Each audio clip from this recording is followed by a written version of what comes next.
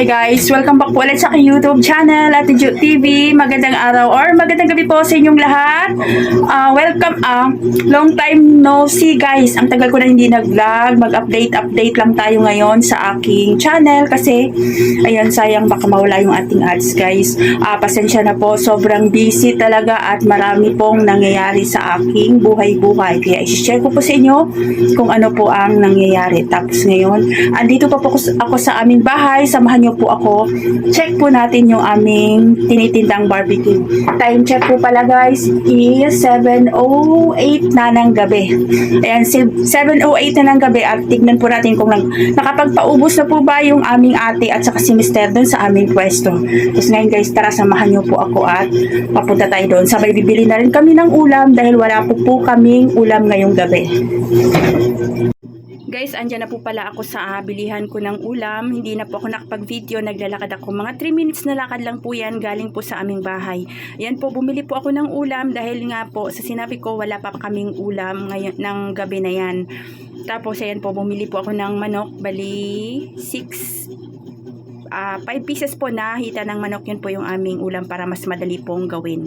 Bayaran na natin yung ating biniling chicken. Dito lang, malapit lang siya guys. Halos kapitbahay lang namin.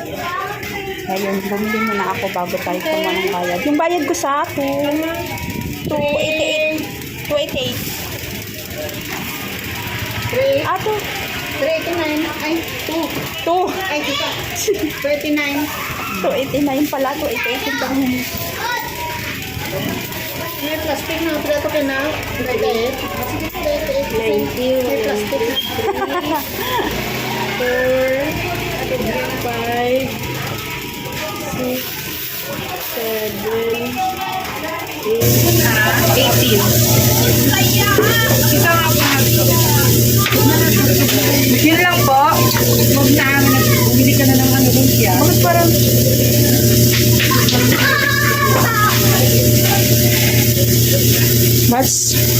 What's the taste?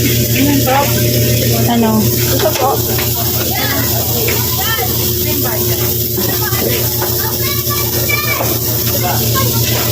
Unit. Nako.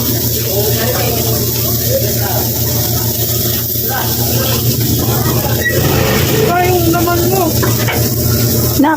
Bakit ko naman kasi hindi ko makita yung lalaki? Bayad na yan? Doon sa may tapat ng bakery? Hindi. Alihera ng bakery. Kailan dito sa side. Hindi ko makita yung lalaki. Walo, kay ate. Sige na, bilis naman naman. Itong laman. Dad. Sige. Malaki.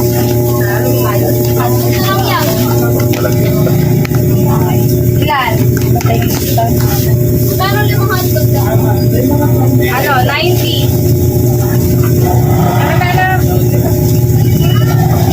Yung kay ate na ibigay niya? Kulang pa yun sa kanya? Kulang pa isa yan. Isa na lang yan. Dito na yan.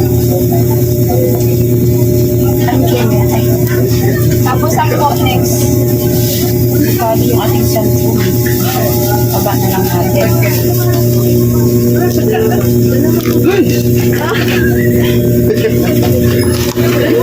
Ay, dalawang ba? Walo. Grabe yun.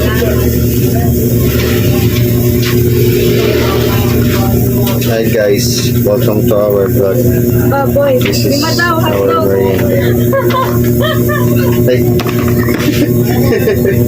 Pasensya na kayo sa amin. Hindi pa lang guys. So, wala pa tayo. Oh, ito pa boy. Budget.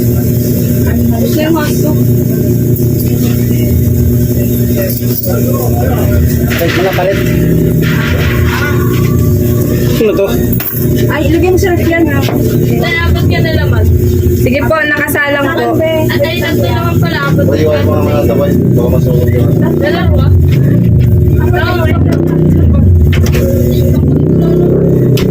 Naku, isa Wala mo pero.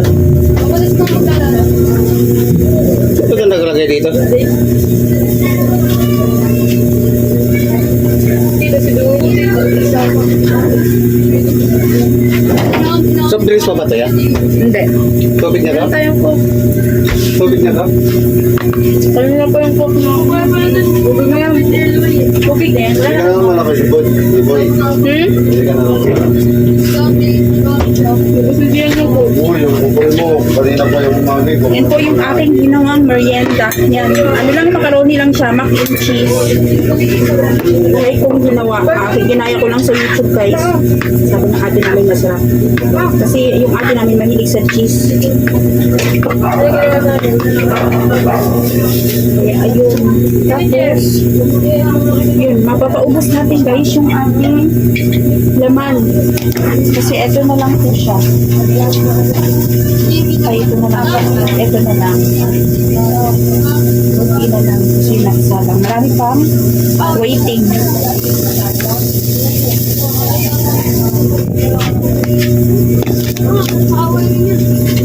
Wala lang.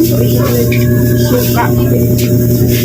Tapos, share ko pala sa inyo guys yung hindi maiiwasang mga pangyayari. Matagal na ako hindi nag-vlog. Pasensya na po kayo at sobrang busy talaga.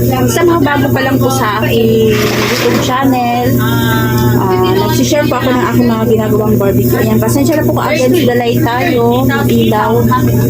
Sinishare ko po dito sa aking YouTube channel. Check nyo na lang po dyan sa aking mga videos. Sa aking YouTube channel, may mga video po ako kung paano po gawin lahat po ng aking mga ginagawang ihaw-ihaw. Tapos po, ayun, mamaya tayo magpuntungan pagka wala na siya ng customer. Share ko sa inyo ang mga nangyayari habang hindi ko na yung mga pangyayari na hindi ko na update sa inyo. Ayun guys, i-voice over ko na lang sa inyo kasi po maingay at para po klaro at malinaw po yung aking ikukwento sa inyo. Ito po palang ikukwento ko sa inyo ay tungkol po sa nangyayari po habang kami po ay nagtitinda. Ayan po yung aking mga anak na sila yung gumagalaw dyan sa aming tindahan at ako naman ay nag-re-repack habang magkukwentuhan tayo guys. Tapos, ayun, ang nangyayari po nung time na yun na hindi po ako nakapag-vlog sa inyo or nakapag-video.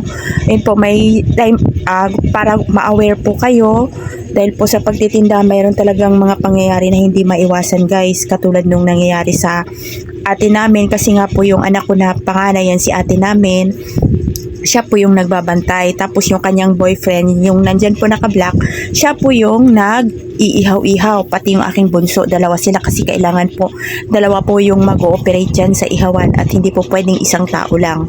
Tapos ngayon yung ate namin, siya yung nakarap dyan sa customer at nagbibigay at kumukuha ng bayad at sukli. May pangyayari po na may isang customer na babae na nagbabayad daw po siya ng ang sabi po niya 1,000 daw po yung pera niya, pero sabi ng ate namin is 500 lang daw po yung kanyang pera. Tapos po umalis po yung customer, mga 7 minutes na po umalis siya, hindi niya binilang yung kanyang sukli. Pagbalik po niya, nag-claim po siya or nagreklamo po siya na ang pera daw po niya is 1,000. Tapos ang sinuklian lang po na pera niya ng ate namin is 500, kaya po nagkakagulo guys, sobra. Kaya gusto ko lang pong ma-aware kayo or kayo na may ganun pong pangyayari na hindi maiiwasan. Tapos yun, ang ginawa na lang po namin ay ayun, ibinigay ko na lang yung 500 kahit malugi kami, wala na kasi nagkakagulo nga po guys, pero wala tayong magagawa dahil yun, binigay na lang namin at sa isip-isip ko bahala na, Panginoon na yung bahala nun kasi ang importante naman kikitain pa rin naman natin yun kung sino man yung nagsasabi ng totoo at wala rin kasi ako nung time na yun, si ate lang namin at sobrang hindi rin niya maiwasan dahil sa maraming customer guys, nalilito or naguguluhan na siya. So, sobrang dami ng customer nung time na yun. Tapos ang mali lang din po ng customer na yun kasi umalis po siya, saka po siya nag-claim na ang pera daw po niya is 1,000. Tapos yun, pangalawang pangyayari na naman guys, i-share ko sa inyo dahil tungkol din po ito sa pagtitinda namin. At si ate namin lagi ang naiiwan dyan, yung ate. At i-share ko lang po pala sa inyo guys, kami po pala ay nagbubukas na ng maaga. 11 or 10 or 11 o'clock na po ng umaga, nagbubukas na po kami kasi nga po yung ate namin ay desidido po siya na magtinda dahil ang inisip po niya mas madali po kumita dito sa pagtitinda guys at hindi muna siya naghahanap ng trabaho. At inisip ko kasi guys, kaya hindi ko muna siya pinahanap ng trabaho, kailangan din namin siya ng mister ko, sila, dahil hindi na po namin kaya at uuwi din kami ng probinsya. Inisip ko kung magtrabaho siya guys, uuwi kami ng January, magpapaalam na naman siya, kapapasok lang niya ng trabaho, kaya sabi ko uwi muna kami, magbakasyon muna kami bago siya papasok ng trabaho, kaya siya muna ang nagbabantay dyan sa aming tindahan kasama yung BF niya. At ayun guys, sorry, excuse me po, ayun, sila yung nagbabantay, may sahod po yan sila guys, tapos nagbibigay din po ako ng araw na sa kanila. Yung kwento ko sa inyo, may isang araw akong binibigay na sa kanila yung puhunan at sa kanila din po yung kikitain, yung kita.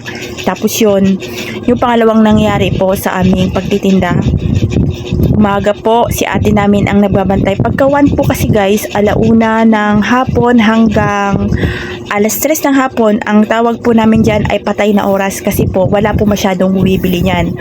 At nagbubukas nga po kami 10 ng umaga yun. Kaya yun, si ate namin lang nagbabantay habang kami po ay nasa bahay gumagawa pa ng mga ihaw-ihaw. Dahil nga po, yun ang ginagawa namin. Yung mga nagagawa namin, inaakyat nga yun ang tinitinda ng ate namin. Tapos kami gumagawa sa bahay namin. Nung time na yun, may nagkakagulo po mismo dyan sa aming harapan. Dyan mismo guys, kung saan po, sa mga nakasubaybay po sa aking video, 2 po yung ihawa namin, kung saan po nakalagay yung isang ihawa namin sa labas dati.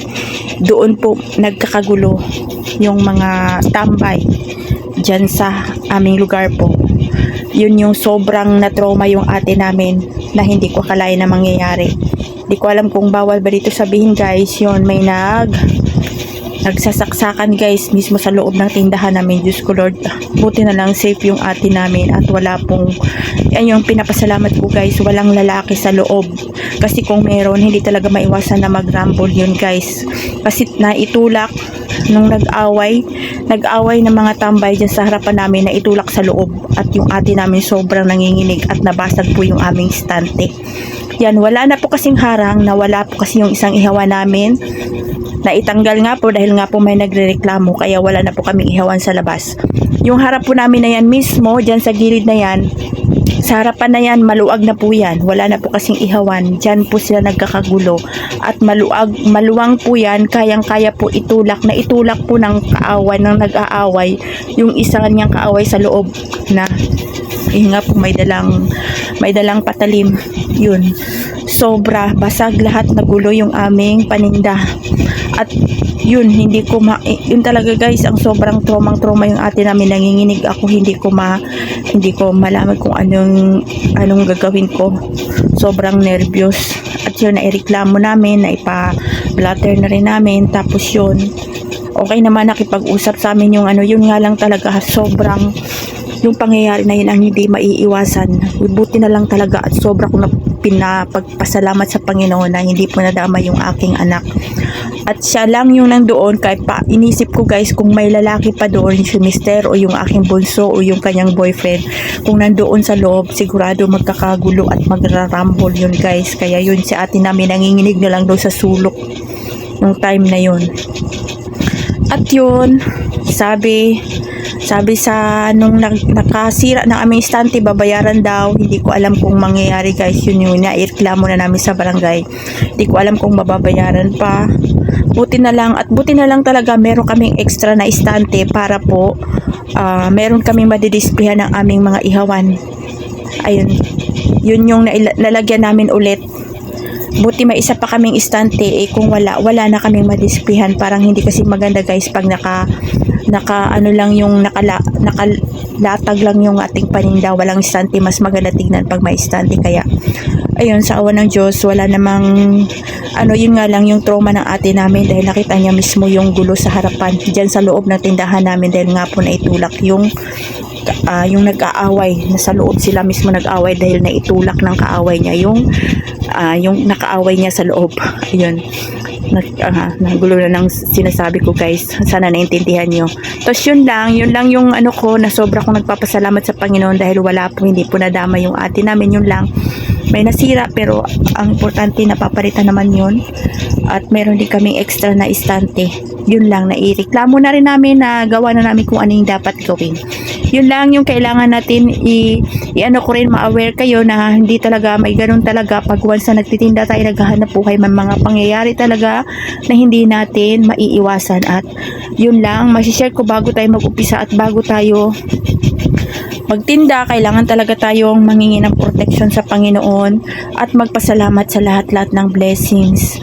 At yun, kung may pangyayari man na hindi natin maiiwasan, ang mahalaga, walang nadamay, at ayun, nandyan pa rin yung Panginoon para pumoprotekta sa atin. Yun lang, guys, at maraming salamat sa inyong panonood. At sa mga bago pa lang po pala sa aking YouTube channel, ako po si Ate Jo TV na nagsishare ng mga aming ginagawang hanap buhay or yung aming bread and butter. Kung sana po nakapagbigay ako sa inyo ng idea at tips tungkol po sa pag-ihaw-ihaw. Sa mga bago pa lang po sa aking YouTube channel, paki-check nyo po yung aking YouTube channel, guys. May mga video po ako sa lahat po ng mga ihaw-ihaw na to, kung paano ko po ito ginawa sa aking mga sausawan, sa aking mga sauce.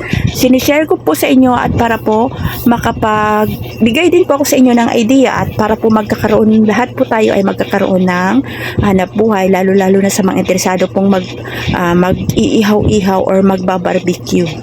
Yun lang po, guys. Please like, share, and subscribe po sa aking YouTube channel.